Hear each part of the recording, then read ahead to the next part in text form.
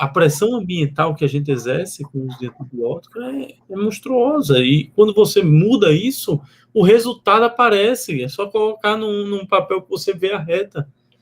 Mas é bem isso mesmo. A gente chama isso de carb sparing, né, dentro do Antimicrobial Stewardship. E num dos hospitais que a gente trabalhou, a gente fazia o carb sparing, realmente, KPC, não vou dizer que desapareceu, né, mas diminuiu de forma significativa. E sabe que tem um detalhe muito interessante, né, porque teve um aluno meu de mestrado que fez um trabalho que a gente implementou o carb sparing no estudo de análise de duas séries, e aí a gente começou a avaliar o perfil de suscetibilidade, e aí o nosso programa carb sparing foi em bactérias multiresistentes ou em infecções hospitalares mais tardias, não vai usar mero, vai usar amicacina, né, conforme o perfil epidemiológico, que era melhor do que mero, né. E a gente aumentou muito o consumo de amicacina. E olha só que interessante, né, quando a gente foi analisar depois de um ano o perfil de suscetibilidade dos micro-organismos, obviamente que o meropenem melhorou a suscetibilidade, né, às vezes eu vou usar sensibilidade, que não é o termo correto, mas, né, e a amicacina aumentou a sensibilidade. Olha que bizarro, né? Aí, da onde que vem isso, né? E aí, a gente tem explicação. Se você usa menos carbapenêmico, né, menos expressão de bomba de fluxo, menos expressão de bomba de fluxo, menos refluxo de aminoglicosídeo, mais sensível ele fica. Então, aquela história, né, quando usa demais é ruim. Não é verdade para todos os antibióticos, mas sim para os beta-lactâmicos. Então, a gente melhorou, ficou mais ainda sensível o aminoglicosídeo quando a gente usava menos carbapenêmico. Então, é um efeito paradoxal isso, né, pelo menos para o Acinetobacter e para algumas enterobactérias. Então, isso é muito, muito importante, sabe? Essa questão do carbapenêmico tem que ter um foco. A gente fez uma revisão sistemática com meta-análise de ertapenem e outros carbapenéis, né, carbapenéis tipo 1 versus 2, e a literatura é um pouco controversa, até porque a dinâmica das infecções é muito grande, né, então, você dizer que agora não vai mais usar mero e mime, vai usar ertapenem no seu hospital, talvez funcione, né, mas para alguns hospitais não funcionou, enfim, na literatura é controverso. Tem 6 trabalhos mostrando que ajuda, 6 que não ajuda e 4 que piorou. Então, tem que testar. Talvez eles não tenham o problema de KPC que a gente tem aqui, né?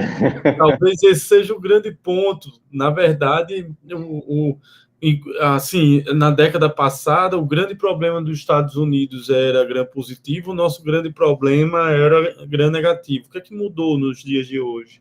O nosso grande problema continua sendo gram negativo, e os Estados Unidos vem crescendo muito Clostridium, né, pelo uso de antibiótico. Eles melhoraram o diagnóstico de beira de leito deles, né, otimizaram a velocidade de entrada de antibióticos. Stewardship virou uma realidade dentro, até porque a acreditação hospitalar americana acabou incorporando Stewardship como um capítulo importante em boa parte delas, mas por mais que você tivesse diagnóstico de beira de leito e tivesse stewardship, tem a pressão do ambiente, né?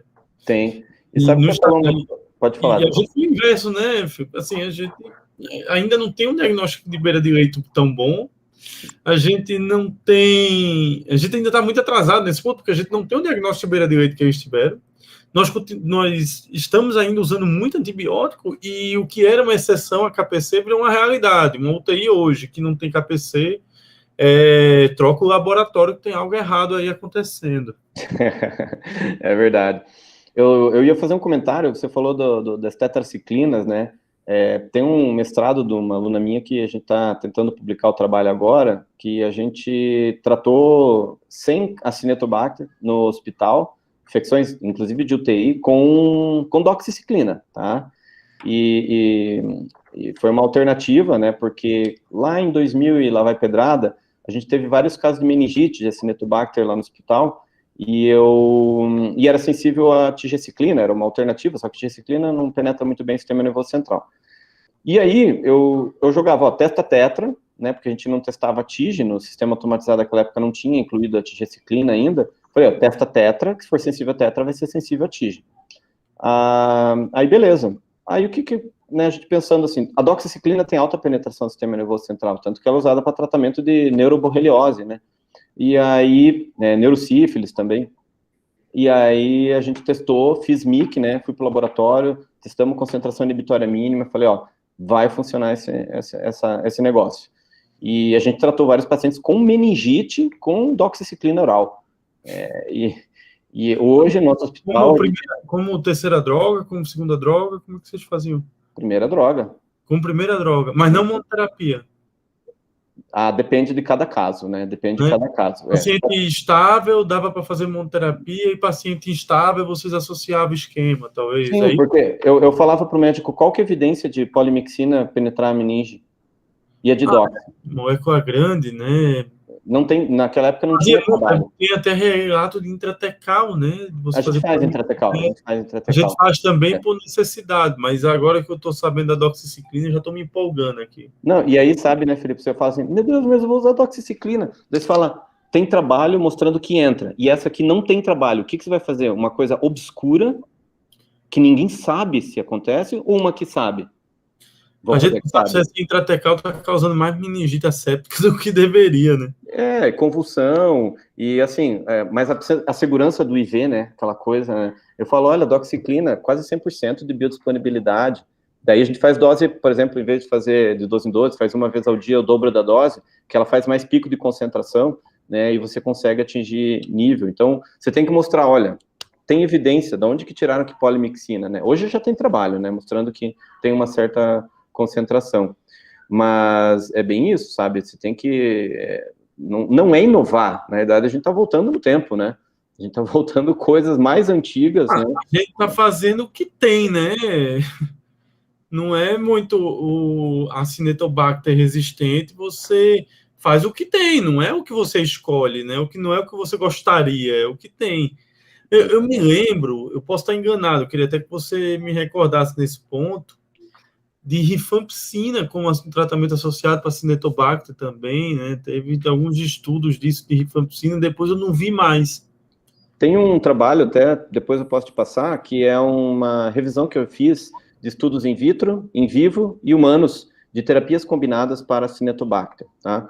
O melhor trabalho é um que fizeram com um modelo de larva de borboleta, associando teicoplanina com polimixina, né, mostrando terapia combinada ser superior.